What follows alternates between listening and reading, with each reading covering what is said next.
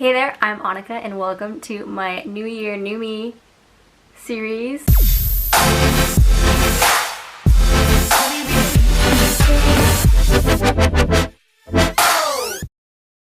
If you have not already, go ahead and hit subscribe and hit the little bell next to it so that you can get notified every time I post a new video and stay up to date. In this video, I'm going to tell you all about how I was able to get my professional internship with Disney and advice for you to get one. Now, watching this video and following these tips obviously does not guarantee you getting an internship. You have to really put in the work and fit the role. So keep that in mind as you watch this video, but be sure to try out these tips and let me know how they work for you. Comment down below if you have any more questions or comments on professional internships. One thing I see asked in pretty much every video or in person is, do you have to do the Disney College program to be accepted into a professional internship? No, there are some that do specifically say must be an alumni of the Disney College program, but their majority of the internships, no, not necessarily. There are people who do get accepted that after they did the program, and there are people that have never worked for Disney in their whole life and they get accepted. As long as you're a qualified candidate and you are passionate about the job description and you really want to work for Disney, it's up for grabs. I have been accepted for the Digital Travel Trade Product Intern. So that's kind of a mouthful, but to sum it up, I'm going to be on the product team in Orlando, Florida for all of Disney's travel e-commerce sites. So that means Disney and partners such as Expedia or Priceline or fill in the blank. We're going to be in charge of kind of making sure that we communicate with the technical team, with the sales team, with all these other teams. So we're kind of the middleman and we make sure that everything runs smoothly, and it's more of kind of like project management essentially. It's kind of a lot into one job, so I'll be doing a variety of different things like pulling analytics, supporting testing, onboarding new clients, things like that. So I'm so pumped for this. I'm very excited that I can utilize my technical degree in computer science as well as kind of explore my creative side, my personable side, my organizational side, and communication between teams. Like, you're really utilizing a lot of different skills, and I think that there's so much that I'm going to be able to gain from this internship. So, woo! So that was kind of a mouthful, kind of hard to explain in just like a one sentence type of deal. People ask me like, oh, you're gonna go work for Disney, like what are you gonna do? And I'm like, well, kind of a lot of different stuff, so. But can you get me into the park for free? Okay, bye.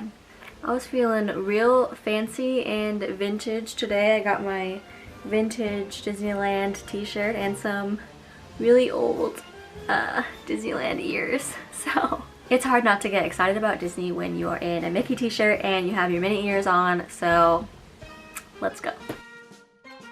We're just gonna jump right into it. So when you are looking for a professional internship with Disney, and really this goes for any internship or job that you may be applying for, but start looking at job descriptions early so that you can kind of see what they're looking for and what kind of skills that you might need to brush up on or take a look at. Because if you go to apply for a certain job and you have a bunch of certain skills but you don't quite have all of them, it might be a good idea to be able to add to your resume and be super qualified for that job. So with Disney in particular, they post their internships way far in advance, like many companies do. So for spring, which is what I will be doing my internship for, like in that time frame, they posted starting in like early August for start dates in January.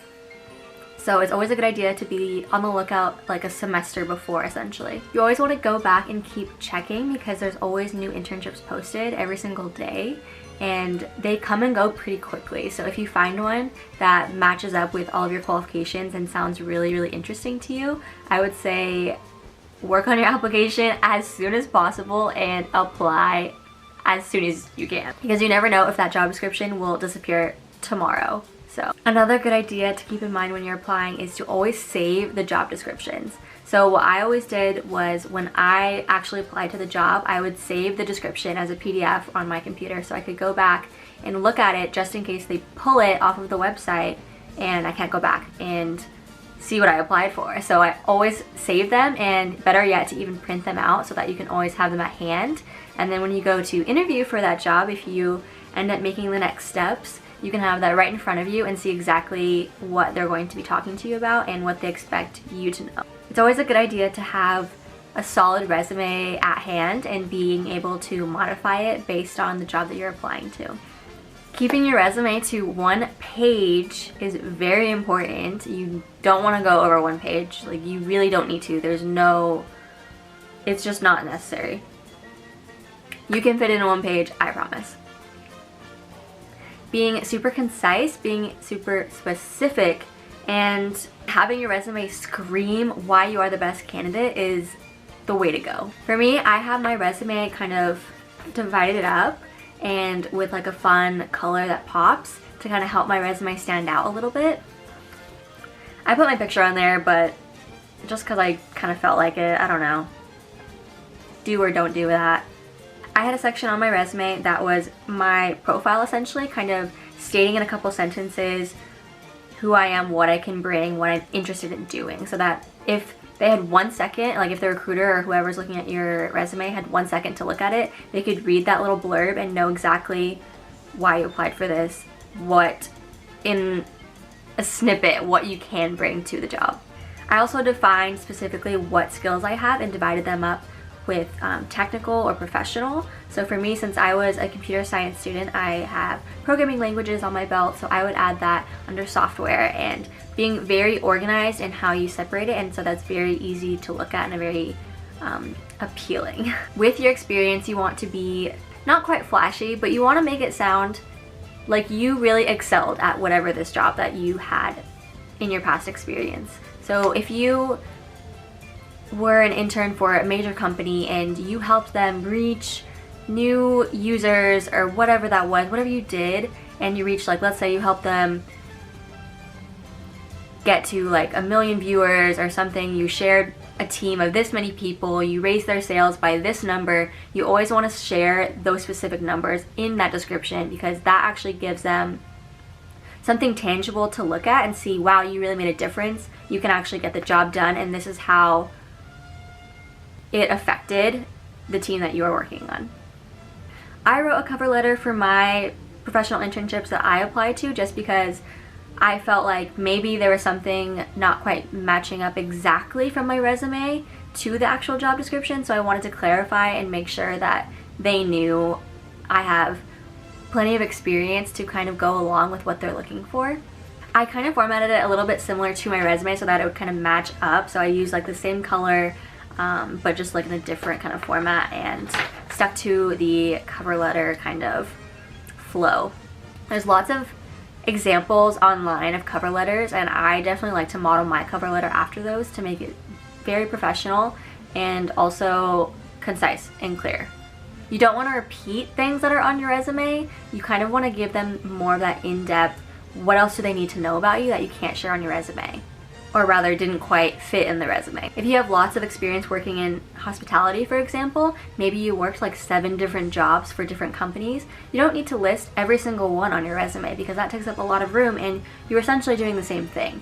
So if you listed just your most recent and then in your cover letter explained, I have this many years in this industry, then that kind of ties it all together, and you think, oh wow, this person has a lot of experience, but they didn't need to like list all of it at once.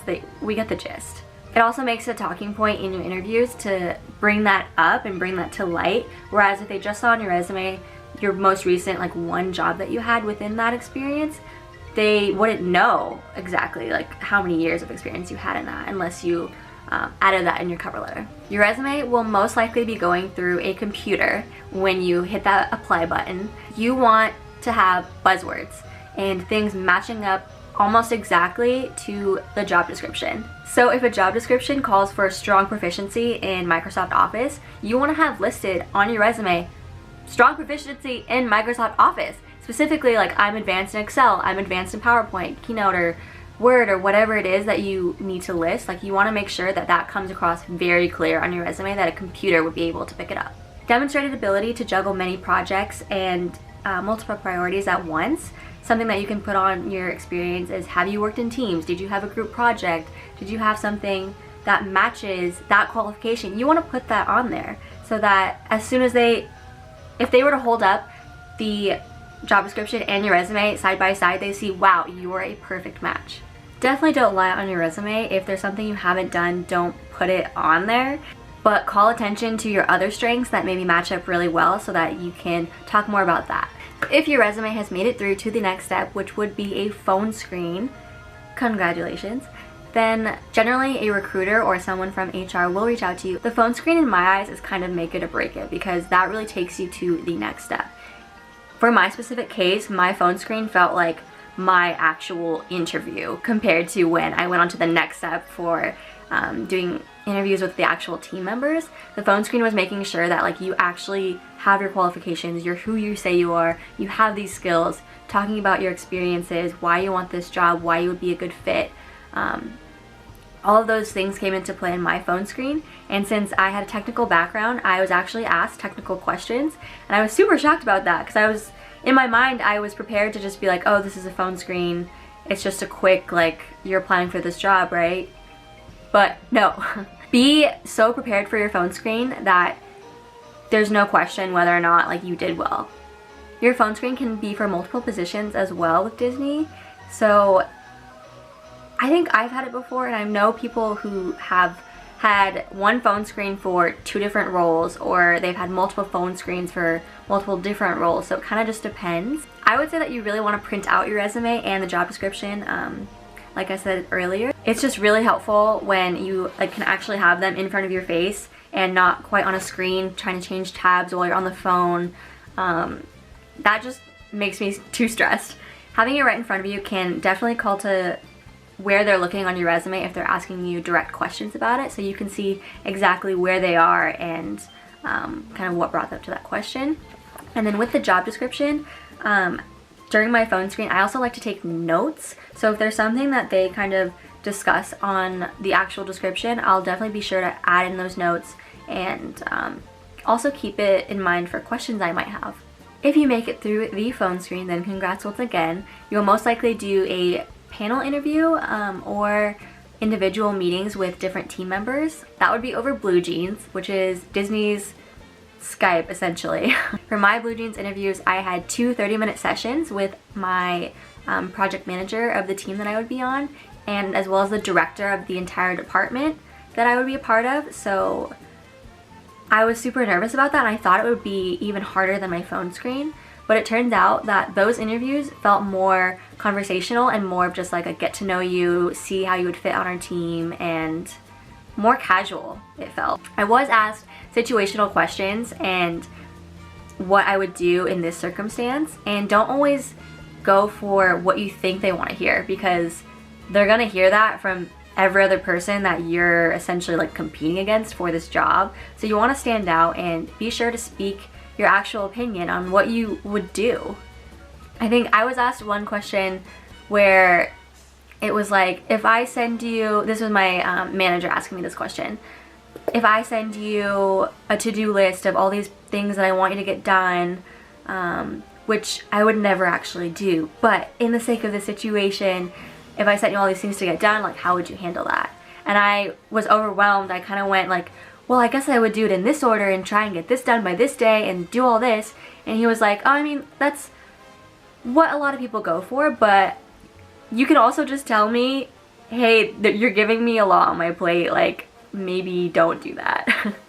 Obviously saying it better than that, but you can say how you feel and how you would actually react, and they want to hear how you would handle that in real life. Some tips in general would be to definitely research the position that you are interested in. I would say don't apply willy-nilly to any internship that like maybe you could fit.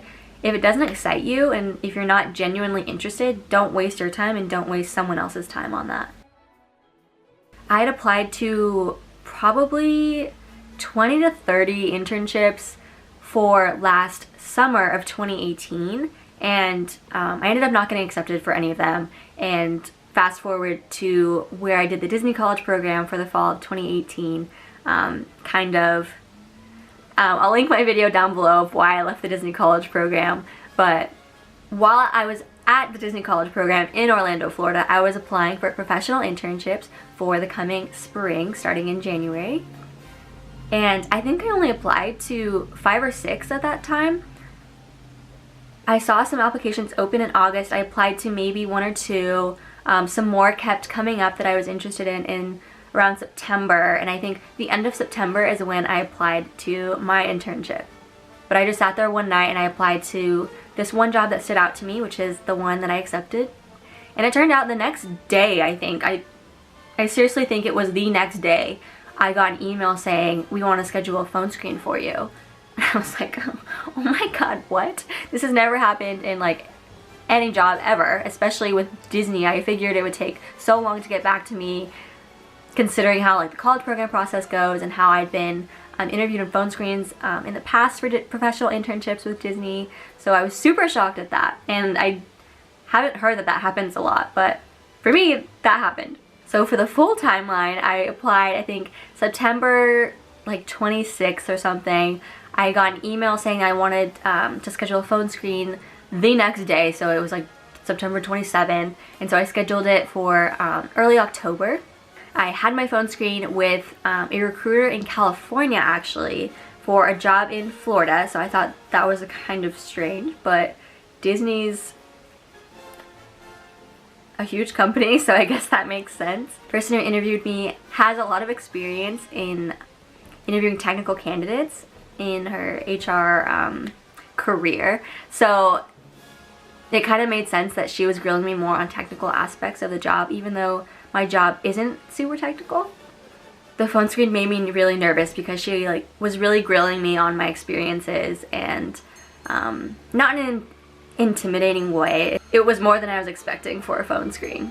After that, it took a couple weeks to hear back. She was going on vacation, I think it was, for like the next coming week, so I knew I wouldn't hear for at least a week and a half whether or not I moved on to the next step. I think it was almost exactly like 2.5 weeks later that I was emailed to schedule my interview on Blue Jeans with my project manager of my team and the director of the department I would be working in. I scheduled it for, I think, the next coming week, so this was about mid-October, so this was like October 12th or something like that, that I had originally scheduled my Blue Jeans interview. But then life happened and I was admitted to the hospital on October 10th, and so I had to kind of reschedule everything in my life. So that was part of why I left the Disney College program, but I was also scared that this would affect my chances with the professional internship. If you want to hear more about why I left the Disney College program and everything that went down and why I was admitted to the hospital for literally a week, go check out my other video, which I'll link down below, and you will also see a link for at the end of this video. I had to reschedule my appointment, and I was so nervous because my recruiter was on vacation or something, and I couldn't reschedule it very well, and it ended up that I had to fly back to Oregon because I had left the Disney College program. I had to come home to my home state of Oregon and just reschedule everything. It was very stressful. It ended up that the time slot that I could reschedule it to was the morning after I flew back from Florida to Oregon. So the next morning at like 5 a.m. or something ridiculous, because my team is in Florida on East Coast time, and so we had to schedule early interviews with them, therefore -3 hours West Coast time. So that was very stressful for me. I thought it would kind of affect my chances, affect my preparation for the interview, and as well as just being qualified, since I had just graduated in May of 2018. And I wasn't sure that I could still apply for a spring internship. I didn't know quite what the fine lines were for that, but it ended up being so fine. I interviewed on Blue Jeans. Like I said, it was more conversational, situational, and kind of get to know you, get a feel for who you are and who you would be on the team. And at that moment, it's good to show kind of your excitement and really know why you want this job, because they're going to ask you, why do you want this job? What stood out to you about this description in particular, and what makes you excited about this role? So be sure to kind of have that in mind. If you're really excited about that role, it shouldn't be too hard to kind of understand, like, yes, I'm genuinely excited about this interests me, because you're drawn to it for some reason. You must have all the qualifications, and this must sound super interesting to you for you to have applied to it and made it this far. After I had that interview, I think it took, I don't even know, I forgot to finish my thought there, so I'm filming this after the fact, but I did hear back, I think 2.5-ish weeks later, and this was actually the day before I was leaving for my trip to Ireland, so be sure to check out my travel diary to Ireland. But I received an email saying they want to schedule a phone call, and so I thought it was kind of funky, like, we're emailing to schedule a phone call to tell me if I got it or not. So that was kind of a hint to maybe they probably wouldn't call me to tell me bad news that I didn't get it. They would probably just email me telling me, like, hey, you didn't get it. So I kind of knew at that moment, like, I probably got the job. So anyway, we finally come to an agreement, because I had to wait like a few days after she sent me that email to schedule the phone call because of our schedules, and I was on the West Coast, she was on the East Coast, and it was just so nerve-wracking. But we finally get on the phone together, and it was super early in the morning, and I had been anticipating this so much. I think she called like 30 minutes later than our time because of traffic, and I was just like waiting next to the phone, like, come on. But she calls me, she asked me a few things like, will you have transportation, will you have living, if you were to be offered this internship. And she also asked me about leaving the Disney College program, because there are a couple of different ways you can be eligible for the internships. You can still be in college, you can have just graduated within the past 6 months, or you can be in a current Disney internship and/or the Disney College program. So since I wasn't in the Disney College program anymore, that eligibility was out. But because I graduated in May of 2018, I was able to apply within 6 months after that for the spring internship. So we got that all cleared up. It was good. I was a little nervous about that, but she said it was all good, considering I left the Disney College program due to health reasons, and I left in good standing, so it was all good there. After a few more questions, she finally gets to it, and she tells me, well, we'd like to offer you this job. And I swear, I'm like gonna cry right now, because that moment was just so great, because I'd been applying to so many different internships, and I'd been wanting to work for Disney so badly, so I was so excited to hear that news. And of course I immediately accepted, and she sent me the email to go officially accept it, but I was like, girl, you already know I'm gonna take this. But back to tips. Another tip is always ask questions. It's always awkward when at the end of the interview they're gonna ask you, so do you have any questions for me? And you really shouldn't say, no, I'm good, because that kind of just doesn't really show your genuine interest, and I don't know, it kind of just stops the interview on like a flat note. You want to end on a high note.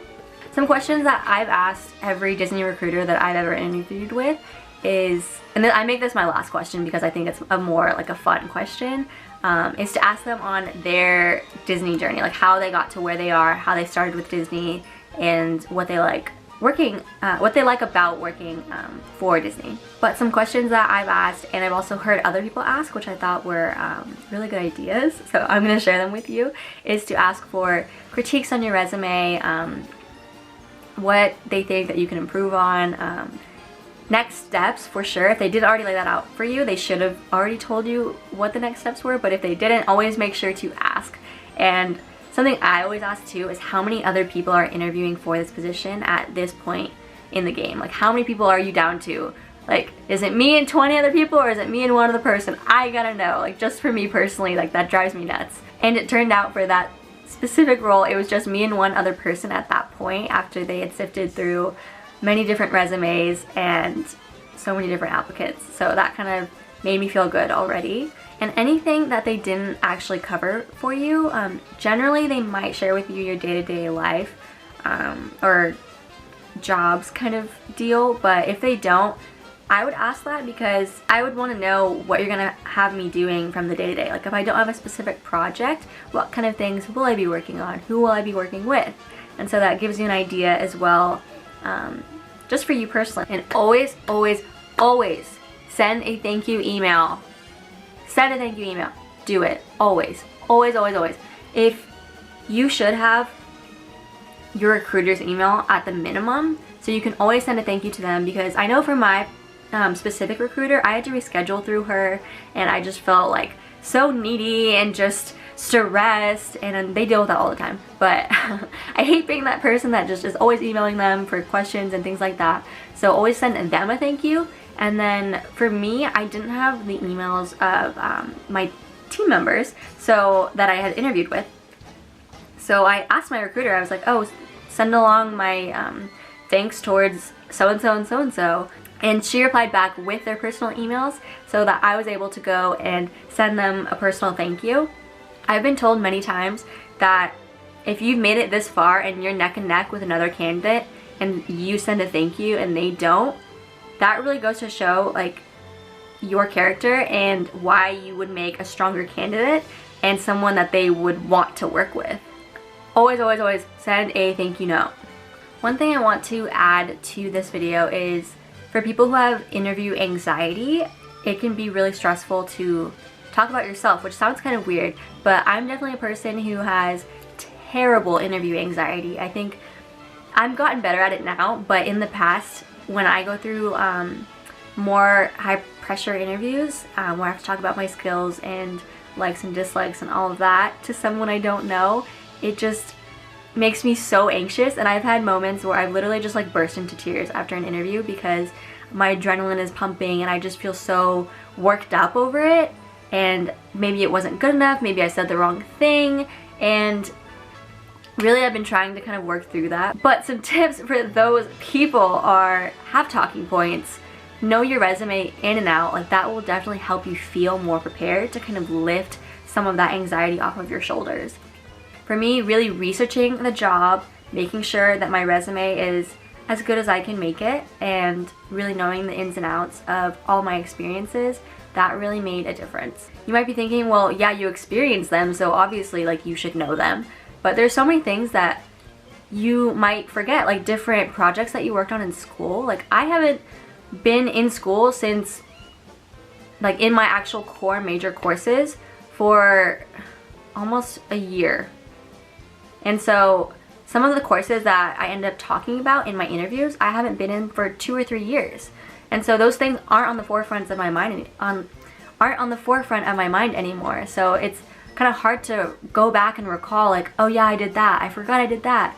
So if you know that you could be asked about certain things, like I was asked about technical projects I had worked on, and thankfully was able to recall some of the things that I'd worked on and be able to talk about them confidently and eloquently and kind of break it down so that an outsider would be able to understand what you're talking about is super important. For any of you that are still in the application process, take a deep breath, be prepared, and honestly, the best tip that I can give you at the end of this video is smile during your interviews. Even if you're on the phone, if you're smiling, the person on the other end of that phone can sense that. If you're talking and you're like, yeah, I worked on this, I did this, it was really great, versus, yeah, I worked on this, this is how I performed, this is how I did this, that really shows that you are passionate about what you do and you can bring something to the table and not be just another black and white applicant. There will also always be a Facebook group for the time frame that you are applying to. So if you were to just go on Facebook and look up Professional Internship Spring 2019, there's going to be a Facebook page. But I almost would recommend kind of waiting until after you've maybe accepted an internship, because if you go on the page beforehand, it can kind of overwhelm you and stress you out if other people are posting like, oh hey, got accepted to this position today, or oh hey, I'm still waiting on this one, or I got accepted to this and this and this, and you're sitting there like, I haven't even heard back. That would kind of really stress me out. So I would say wait until you've been accepted. I'll go ahead and link the Disney careers job website down below in the description. Always check for new updates. Thank you so much for watching my day 2 in my January series of vlogs. Be sure to keep up to date where I will be posting all about my professional internship, as well as different things going on in my life and travel plans that I have. I hope you found these tips useful, and good luck to all of you applying. Don't lose hope, never give up, because I applied to so many different internships for different seasons, and it took a lot of hard work and experience to kind of get to this point of being accepted and on my way to Florida. Work hard, you can do it. Be on the lookout for tomorrow's vlog. Thanks for watching. Bye!